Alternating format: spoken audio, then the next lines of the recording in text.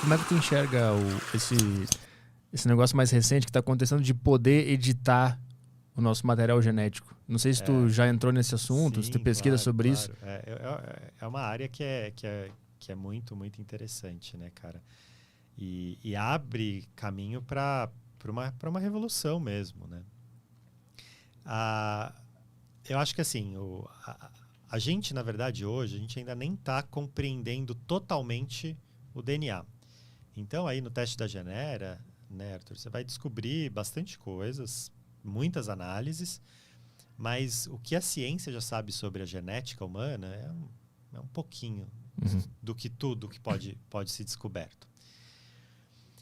Então, assim, a edição ela vai vir muito para corrigir muito do que a gente sabe, né? Então, já tem hoje, por exemplo, em estudo clínico, né, em teste em pessoas, o uso dessas ferramentas de edição gênica, por exemplo, CRISPR, né, que é a que mais é comentada, e várias derivações do CRISPR, mas para corrigir, por exemplo, uma doença genética na visão de um paciente. Isso já está sendo testado.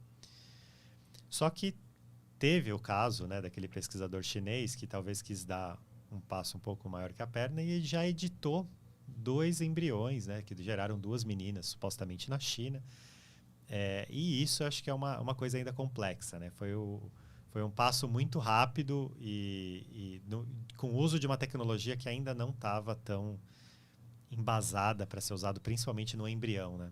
Qual foi o... Ele fugiu, né? Ele sumiu, esse cara, né? Ele sumiu. Na China, de vez em quando, se a pessoa não faz uma coisa muito certa, às vezes ela dá uma sumida. Ele né? somem com ele. Menos, né? E assim, basicamente ele fez isso, né? Apresentou num congresso e ele deu uma sumida, pelo menos, da mídia. Ninguém sabe muito, né? Felizmente, guardaram a identificação das crianças, né? Não tem que ficar expondo as crianças, mas eu não sei muito o que aconteceu com ele. O que ele fez foi criar 2 pessoas editadas. Foi isso? Ele escolheu como as pessoas tinham que ser... Exato. Na verdade, ele tem uma variante genética que ela está presente principalmente em algumas populações da Escandinávia. É uma mutação genética rara que o ponto positivo dela é que as pessoas que têm essa variante supostamente são imunes ao vírus do HIV. Elas não pegam inclusive HIV. Vem uma convidada aqui que ela é imune ao HIV. É mesmo? Aqui no Brasil. A Priscila Camin. Ela vem aqui. Entendi. Ela tem uma história de vida muito doida e uma das coisas que ela tem na vida dela era imune ao HIV. O marido dela morreu de HIV, ela estava grávida dele e os caras não entendiam porque ela não tinha. E aí descobriram que ela é imune também. É muito interessante, assim, porque assim como a gente vê no Covid, tem pessoas que são mais propensas a desenvolver do que outras, né?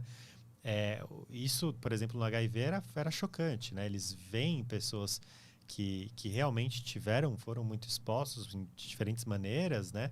E que acabaram não se contaminando com o vírus, né? E uma dessas variantes identificadas foi essa, que o pesquisador chinês resolveu fazer alteração nas crianças chinesas para elas ficarem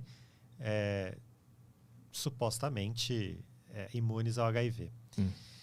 A questão qual que é? Né? Essa mesma variante ela ainda não é tão estudada. Tem alguns estudos que falam que essa variante pode causar uma morte prematura.